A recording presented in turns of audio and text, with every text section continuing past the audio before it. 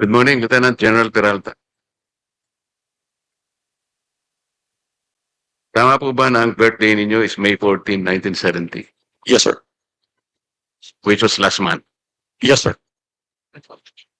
Meaning to say you already reached the age of 56 and you were bypassed upon seeing the adjournment of Congress on June 3. Is that correct? Yes. Yes, sir. As a matter of fact, this circumstance also applies to the rest of your colleagues, namely Vice Admiral Alan M. Javier, whose birthday is May 16, 1970. Major General Isagani Criste, birthday is April 21, 1970. Brigadier General Naisforo Diaz, birthday May 5, 1970. And Brigadier General Rus Mawate Remo, April 24, 1970. Meaning to say the five of you, General, already reached the age of 56. And everyone was bypassed upon the scene of the adjournment of Congress last June 3, 2026. That is a fact, sir. And are you aware of Republic Act 11939? Yes, sir. Republic Act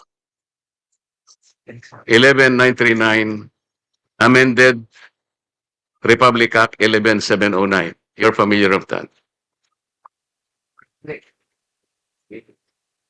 Do you know why I am citing this particular law, General? Yes, sir. Why? We are less than 1 year, sir. Yes. You are correct. Section 2 of Republic Act 11709, which is now Section 1 of 11939, last paragraph, says that to be eligible for appointment or promotion to the grade of Brigadier General or Commodore O-07 or higher, except for positions under Sections 2A and 2B, the officer must have at least 1 year remaining of active service before compulsory retirement. And would you say that you lack at least 1 year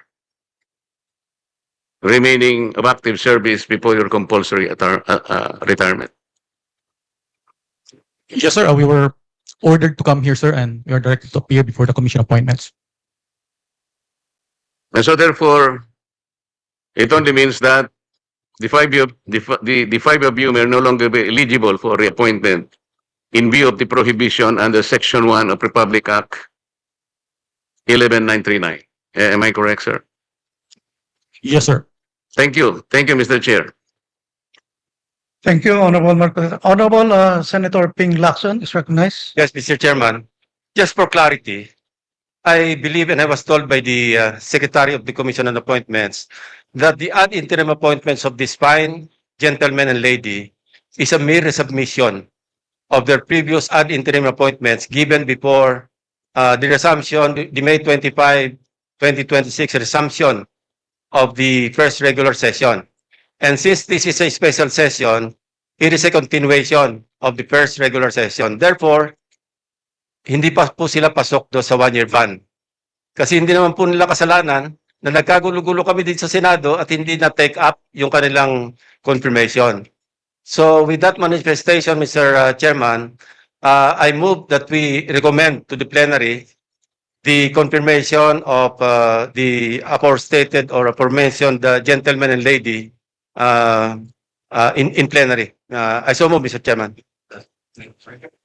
There's, yes, Honorable Rizon Taveros. Second the motion, Mr. Chair. Any objection to the motion? Duly seconded. Mr. Chair, Yes, Honorable Albano is recognized. Mr. Chair, Your Honors, on the part of the minority, we place on record our full support for the confirmation of the 5 generals and flag officers of the Armed Forces of the Philippines whose appointments are now under consideration. These officers have rendered long and distinguished service to the nation. As such, the minority supports the favorable confirmation of their appointments and commends their dedication and sacrifices in their service to the Filipino people. Mr. Chair, as the acting minority floor leader, on behalf of the minority and the Filipino people, we interpose no objection to their confirmation. Thank you, Mr. Chair. Thank you, Honorable Albano. Honorable Bongo is recognized.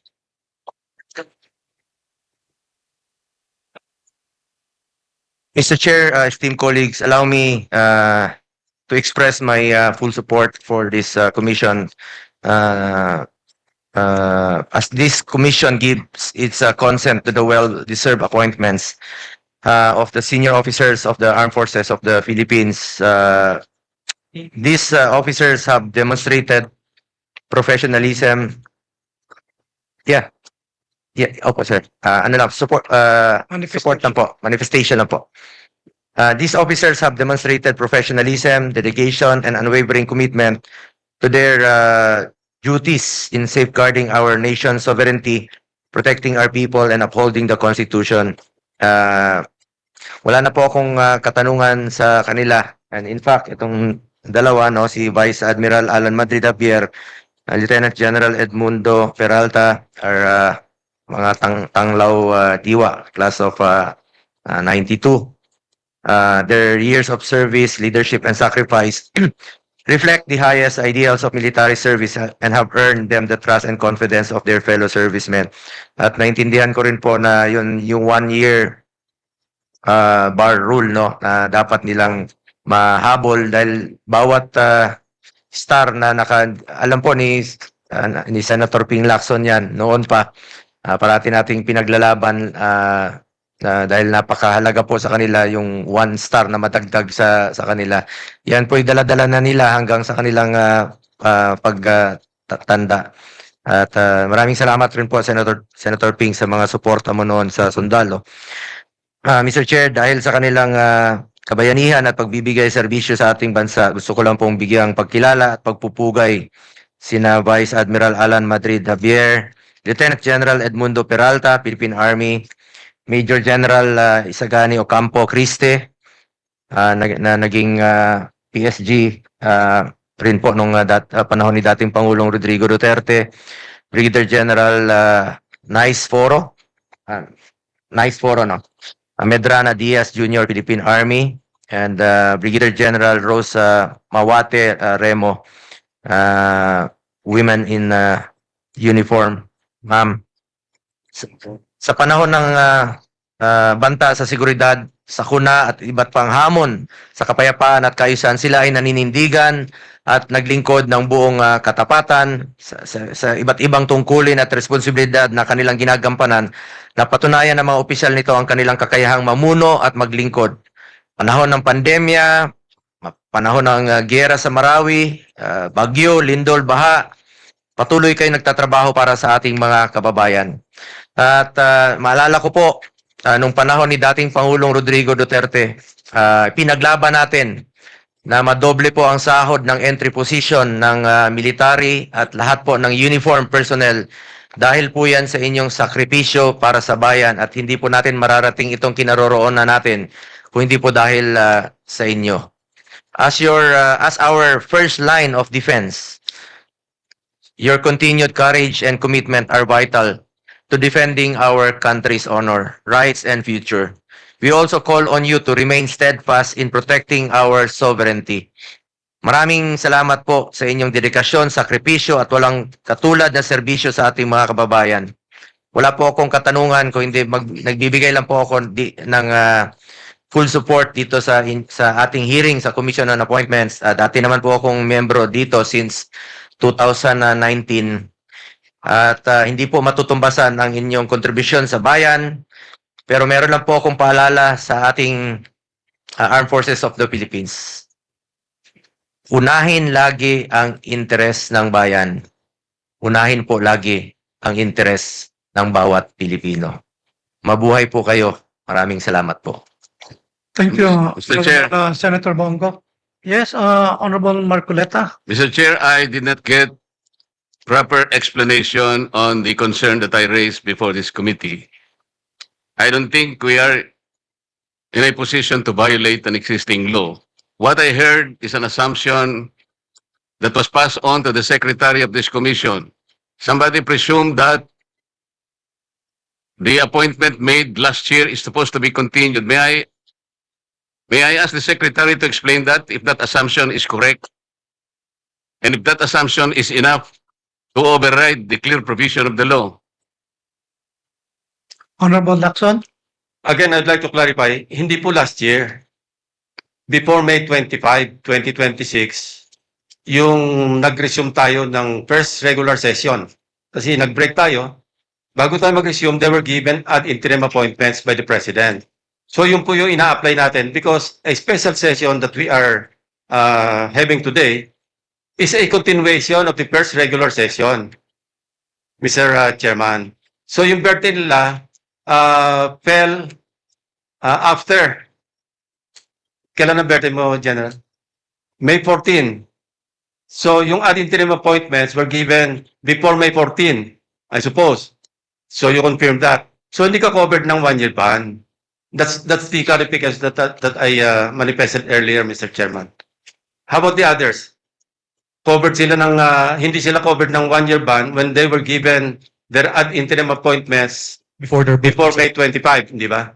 Kasi kung after May 25, resumption, nomination, at saka hindi na kayo mag-apply. But since you were given your ad interim appointments, since Congress was in recess at that time, having resumed on May 25, hindi po kayo mako-cover ng 1-year ban. That's my point. So I hope I satisfy the query posited by the Honorable Marcoleta. Thank you, Mr. Chairman. Well, Mr. Chair, that is an assumption. Somebody should explain from this committee if that assumption is correct.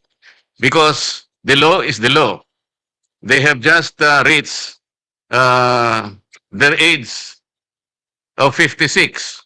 And they were bypassed. That is a fact. We cannot change that fact, Mr. Chair. That is the only point that I'm trying to raise here.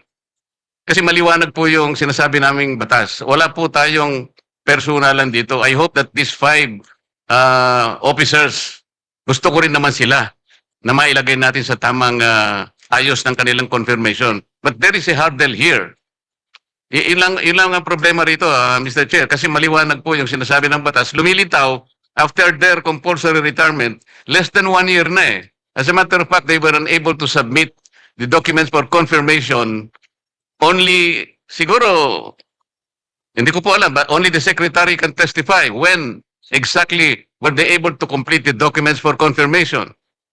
Ang may kasalanan po talaga, yung June 3 kasi, nag-adjourn. Pagkatapos, sana man lang, before adjournment, sinabi natin, nag-schedule tayo, na i-confirm natin sila. Wala nga silang kasalanan, but somebody is at fault here. And then, we have now a problem with the law. We can just simply say na, we assume that they are not covered by 1-year ban. No. The law is very clear, Mr. Chair. Salamat po.